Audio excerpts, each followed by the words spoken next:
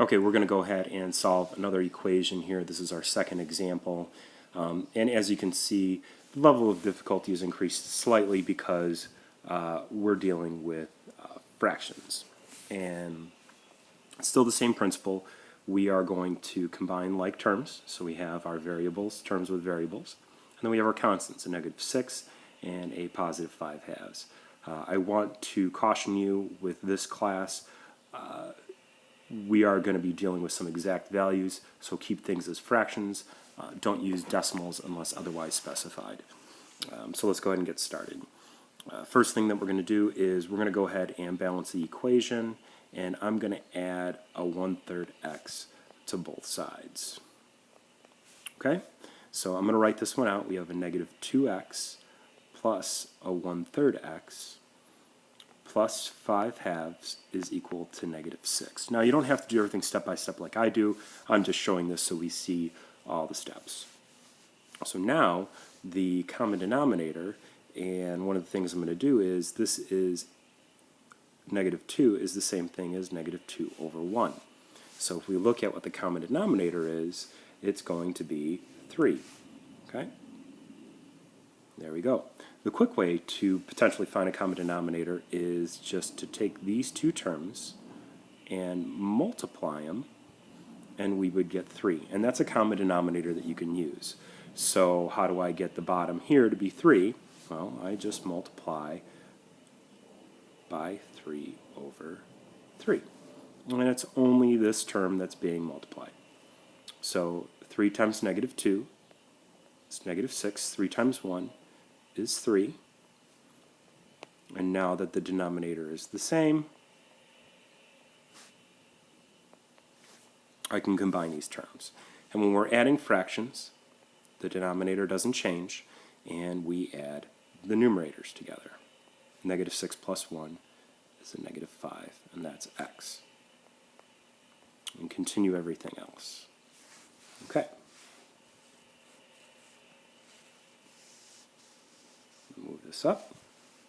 Okay, so now we are going to subtract the 5/2 from both sides. That is a 2, not a 3. So now I have -5/3 x is equal to a -6 minus 5/2. And we're going to do the same thing. I need to take this guy right here, and I'm going to go ahead and multiply it by 2/2 to get the common denominator with this piece right here. Now I'm going to go ahead and give myself a little bit more space so you can see the work.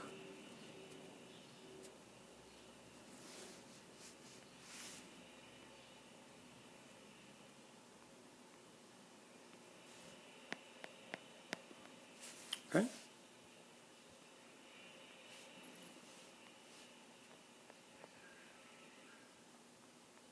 -6 times 2 is -12. There's a 1 at the bottom here, so 1 times 2 is 2, minus the 5/2. So now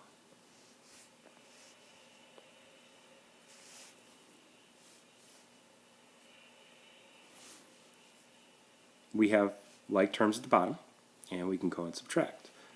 I am going to move my work over here,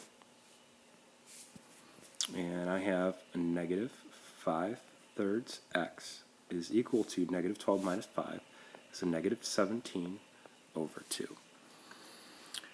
So now how do I get rid of this -5/3?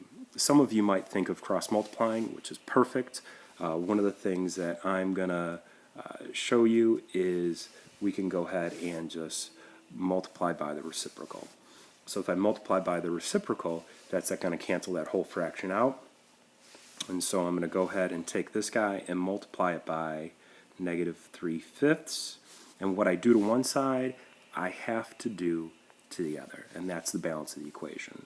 So the 3's would cancel out, the 5 cancels out, and the negatives turn positive. So that leaves me with x. I have -17 times -3. You can take your trusty old calculator out, and you can go ahead and calculate that, or you can do it by hand. The way that I would do it mentally is 3 times 7 is 21. and then 3 times 10 is 30, and I separate it that way, and that would give me 51 when I add those together.